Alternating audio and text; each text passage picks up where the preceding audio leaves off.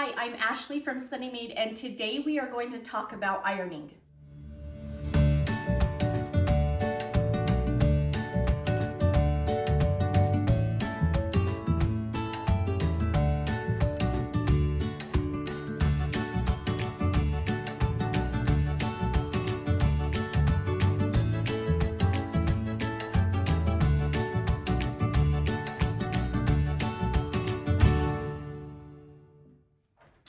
Okay, welcome back. We are on week 3, month 3 of our beginner skill builder sampler quilt.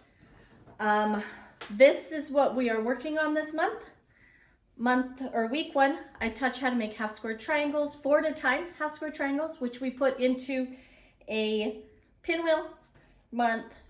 Week 2, I taught you the Eleanor Burns method of flying geese, which happens to be my favorite. And today I am talking to you about ironing. Ironing is a wonderful thing. My personal opinion is that you should iron after every sewing step. Not everybody does, but that's okay. So let's jump in. Let's first talk about equipment, and then I'm going to talk to you about different styles. When it comes to ironing, you don't need anything fancy. You just need an iron that gets nice and hot, and it can be a big one, it could be a small one, it doesn't really matter. When you're putting together our little pieces, a little one would be just fine. You could get a travel one, that should be just fine. When you have a whole quilt together, a nice big iron does help.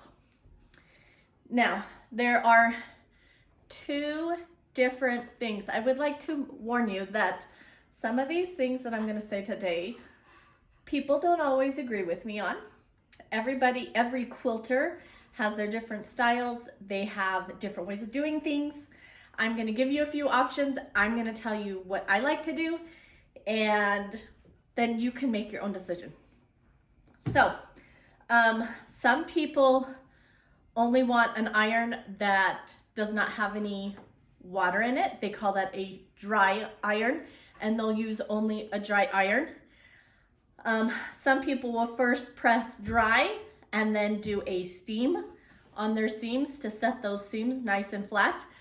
I use one with water in it. I set it on the hottest setting, and I set it on full steam.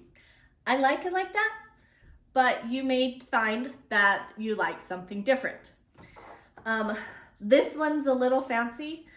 When I started quilting, this showed up in my mail one day. Don't you love when mom sends you presents? This is what happened. She sent me an iron, and who doesn't want a fancy iron when they're learning to quilt? So this is cool because when I put it down, it won't stay in one spot very long, and it lifts itself up. I can store it like this, I can store it like this, and I can turn off these pieces that go in and out. It's actually really hot right now, so I'm not going to touch it.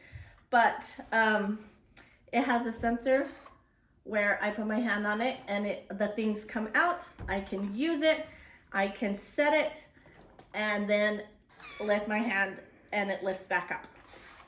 So that is the iron I like. It's a fancy Oliso, I think that's how you say it, but I don't know. But honestly, whatever you have will work great. Now let's talk about ironing mats. I started off with, actually, long time ago, when I was still in college and I made my first baby blanket. I had a nephew that was being born, so I made him a quilt. And I had just a tabletop ironing board. It was, 2 feet long, sat on my table. That's what I used. It was great. Now I like this a lot. This is a wool ironing mat. People will say that it makes your pieces lay flatter. I don't really know, but I do like that I can put it on top of my table. Let me fix my ear thing. I can put it on top of my table. I can set it next to me. I will put this on top of my ironing board as well when I'm just working on blocks. And it allows it's fairly firm, so it gives me a nice surface to iron things nice and flat. I think I've said this before, but my only thing is, do not put this on top of something that you don't want to get hot. Because yes, the steam and the heat will come through. I warped a cutting mat, and the countertop where my sewing machine is, I have this sitting next to my sewing machine in there. It's particle board, I believe, and it's starting to bubble because of all the steam that is going through. I guess the way to avoid that would be to turn off the steam on your iron, but I like the steam, so that's how it is. So, ironing mat. When you're working on small like blocks, this is great. Once you get putting your whole quilt together, you need a full-size ironing board. I mean, I have done it with one of these, but it's just so much easier when you're putting on borders, you're putting on rows, and you're giving it a nice last iron. A nice ironing board is helpful, and I would think most of us would have an ironing board. Okay, let's talk about prepping our fabric. Before we all start to cut, I recommend ironing out all the wrinkles out of your fabric. A lot of times it comes folded, like a fat quarter will come folded, and it's been folded several times and it's this big and they look all nice and cute, but then you go to cut them and they're all folded. So I would recommend ironing them all nice and flat, get all the seams out before you do any cutting. And that even includes fabric coming off the bolt. Now there's this lady that I love. Her quilts are modern Welsh quilts. I think that's the whole name. Anyways, she likes to starch her fabrics before she starts trimming them. So she'll iron them, starch them, and iron them so they're nice and crisp and lay nice and flat. And that starch on there also doesn't make it wobble on your ironing or like move when you go to cut it. So that's an option. That's one of those things that I'm too lazy for. That's just how it is. Okay, now let's talk about ironing seams.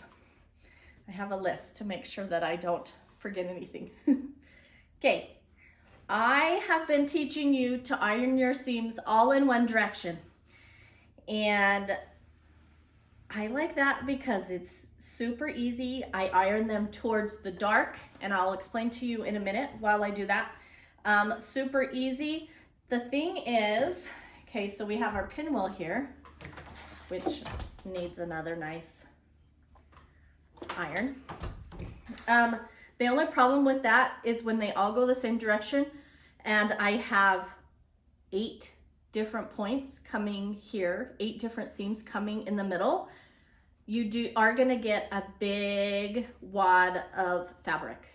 And sometimes when you go to long arm it or do that final quilting where you're putting the backing and the batting and the quilt top all together, you get the needle does not like these big seams here in the middle where there's so much fabric.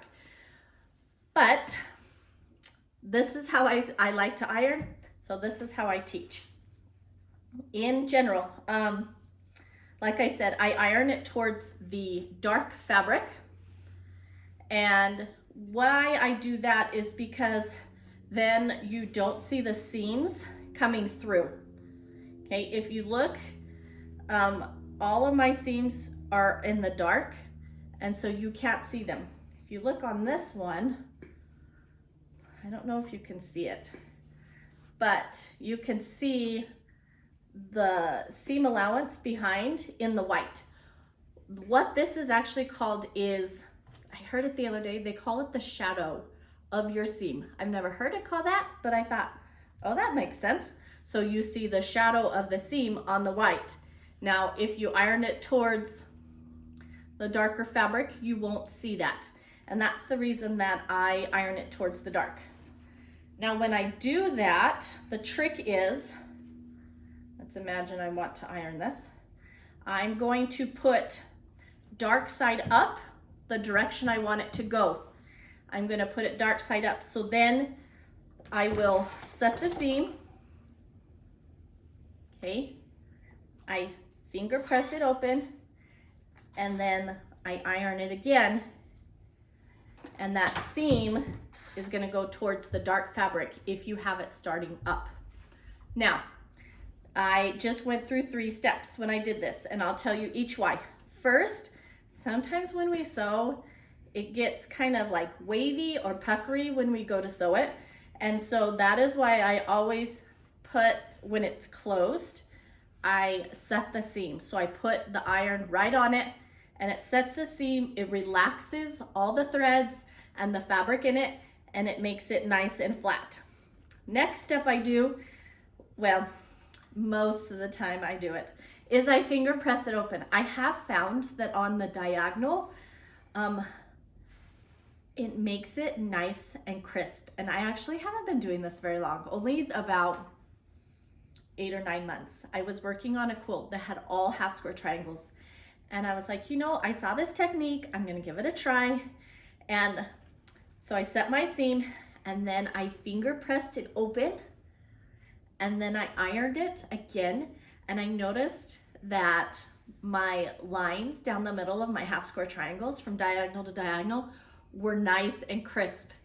And they were crisp, and they weren't like wonky, and they hadn't been stretched, because imagine, you know, you set the seam and then you just iron like this. Sometimes that line will get a little wavy. And if you don't sew completely straight, it will definitely get wavy. So I was like, oh my gosh, this is a game changer. So it's also one of those steps though that if you get lazy, you might not do, which is why I don't starch my fabric. But it is a game changer. I feel like it makes my diagonals so nice and straight. Now, the other way people like to iron, this is ironing open, where you sew them and you press them open like this. I have a hard time with this one because I feel like it takes a long time. And my fingers like cannot get the seams to open half the time. I know people that love it, and I'm gonna talk about the pros of it, of doing it this way, but you can obviously decide how you want to do it. So same way, we are going to set that seam. This one I haven't done. It's another set of those flying geese that we went over last week. And then you're going to put the, my mind just went blank, pattern side down onto your ironing board so that your seams are sticking up. I know I've seen some people use like a pencil, so it gives it to divide the seam. See, I'm not very good at this. And then they'll run their finger right along the edge of it so that it opens up. See, I was trying to do these earlier and it was just taking so much time. Maybe it's just me. Maybe I just need to practice, right? Practice makes perfect. Well, that seemed to work a little better. So the people that I've seen do this will open up the seam from the back, then they flip it over and they give the whole thing a nice iron. Now, and I'll tell you what, the back of your blocks, when you've put the seams all open, looks so pretty. So here you can see how they're all open and they look really pretty. And let me show you another thing. So this is all going one direction. Once again, we have a big buildup here at the point of our flying geese. At the point of this flying geese is not going to be that much because we iron them open. The pinwheel probably would have been a great thing to iron open. Like I said before, you have a whole bunch of fabric here in the middle. And so this would have been a great candidate to iron it open. Let's see what else. The other thing is that you do get the shadow on both the light and the dark. You will see it because of the way it is. It won't be as pronounced as if you had both layers going that same direction, but you do start to see that shadow.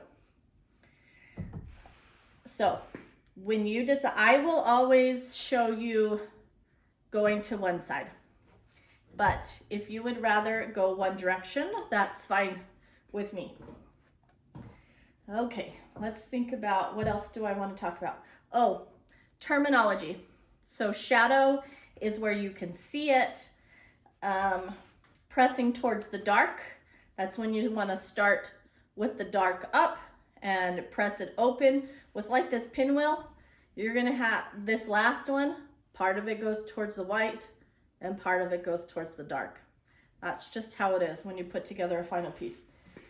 Nesting. I talked about nesting before. I always try to show you how to nest your seams so that they will lay a lot flatter. And that's why I have the pinwheel here. Nesting is where you butt the two seams up next to each other. Like if you were lining up points. Let me show you.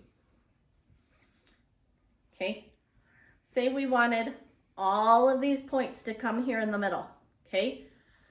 So you're going to put two seams right next to each other, but one's going to go one way and one's going to go the other way so they're not overlapping. Okay. And you're nesting them. I don't know if you can see that. But see, one's going one way and the top is going the other way. So that way they're nesting and they're not quite on top of each other. What's nice about this, also back to the pinwheel and ironing it towards the dark, because you've ironed them all towards the dark, you automatically get a nesting seam here in the middle.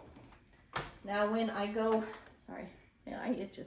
when I go to sew my quilt blocks together, I look and I try to decide which direction I want my seams as I sew all the pieces together so that they do nest. So I'm going to show you the back of this. Not as pretty as when they're open, but it still looks good. Okay, so the top row here, I ironed towards the corner pieces. The middle one I ironed towards the pinwheel so that when I go to put them together, they're nested and they don't get all bunched up on each other. Also, when I go to iron, this is another ironing tip, and I think I've talked to you about this before.